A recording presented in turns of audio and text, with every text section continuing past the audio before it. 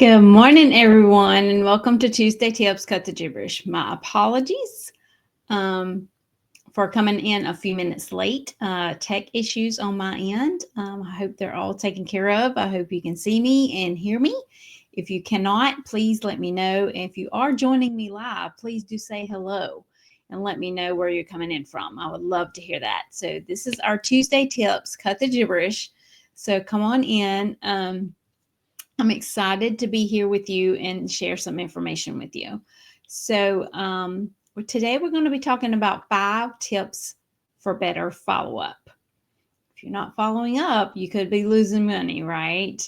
Or leaving money on the table. So are you meeting new business people and still not getting new clients? Your follow-up process could need to be updated. Here's 5 steps. I'm going to go through 5 different steps to set up a follow-up system that works to get more clients. Okay. Number 1, create a master list or database or CRM.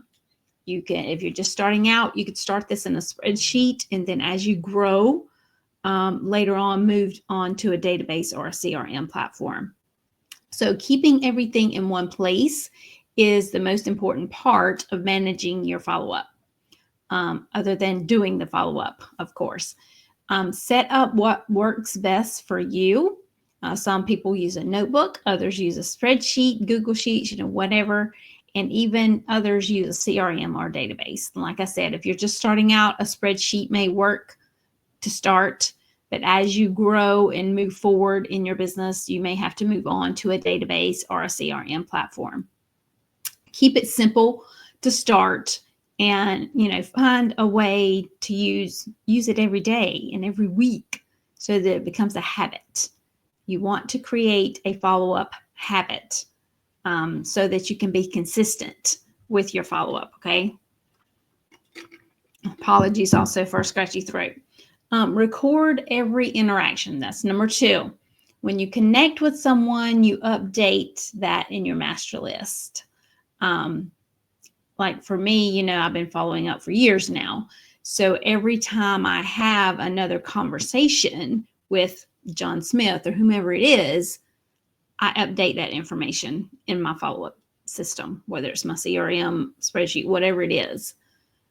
I update that information. I usually update it with the date that the conversation took place, what number that conversation was or that contact was. Like if I've contacted them 3 different times, or we've had 3 different conversations, whatever that looks like for that specific person. I update that information as well. So when you connect with someone, you update it in the master list, whether it's the first time you're having a conversation or whether it's the 10th time you're having a conversation, whatever that looks like for that specific person. That's part of why it needs to be so accessible for you. If you don't keep things updated, it will not be effective for you. Use a Google Sheet, because you can access it from your PC, your phone, or anywhere, pretty much online. With many ways we can connect with people, having a central place to record the information is essential. Okay.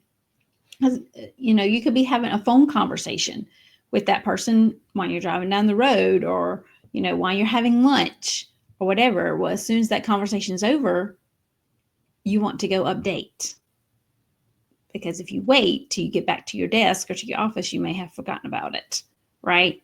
So if you have a Google Sheet set up, you can access that from your phone or your laptop or your iPad or whatever it is you use, right?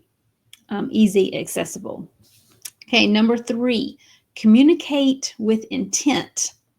When you are looking at those touch points, be sure you have a reason to connect with that person. Okay, whether it's a follow-up on a previous conversation, or you want to have an update conversation. Maybe y'all haven't talked in a while and you just want to get updates on what's going on with them and their business, and you want to share updates that's going on with you and your business, that kind of thing.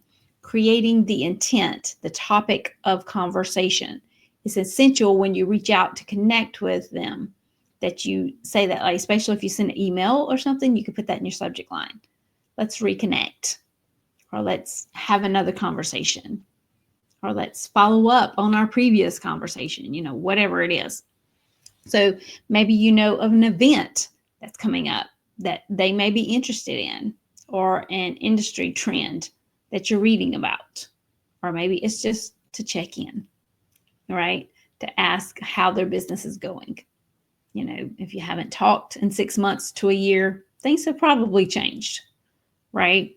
So that way you want to find out how business is going.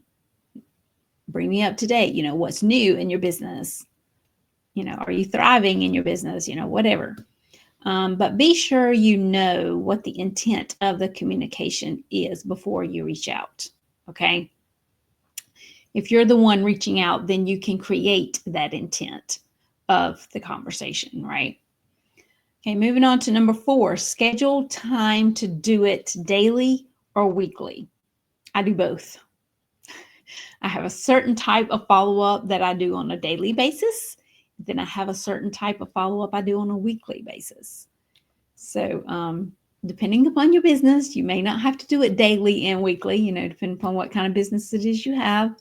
But you do want to schedule your follow-up and be consistent with it. Create a habit. If you follow me on social media, you see that I post all the time about Follow-Up Friday. Yes, I do follow up on Friday. There is a certain kind of follow-up that I do on Fridays. So yes, I do follow up on Fridays. And if that works for you, if that's a catchy phrase that you can remember, Follow-Up Friday, then schedule your follow-up on Fridays. And you do it on Fridays, right? Maybe first thing when you get to your desk or your office on Friday mornings, you do your follow-up. That way every single Friday morning, that's the first thing you're going to do. And that takes care of your follow-up, right? So daily or weekly follow-up is really important. When you're talking to people every day or every week about your business, you will have a lot of conversations going on at once. Of course, that doesn't mean you have to email or message or call every day, right? Or every week to the same people. Maybe choose certain people, 3 to 4 people you're going to follow up this week. A different 3 to 4 people you're going to follow up with next week. Because, you don't want to follow up with the same people every single week or every single time that you follow up. You want a different group of people. But you still want to do it every week or every day or whatever works for you, right?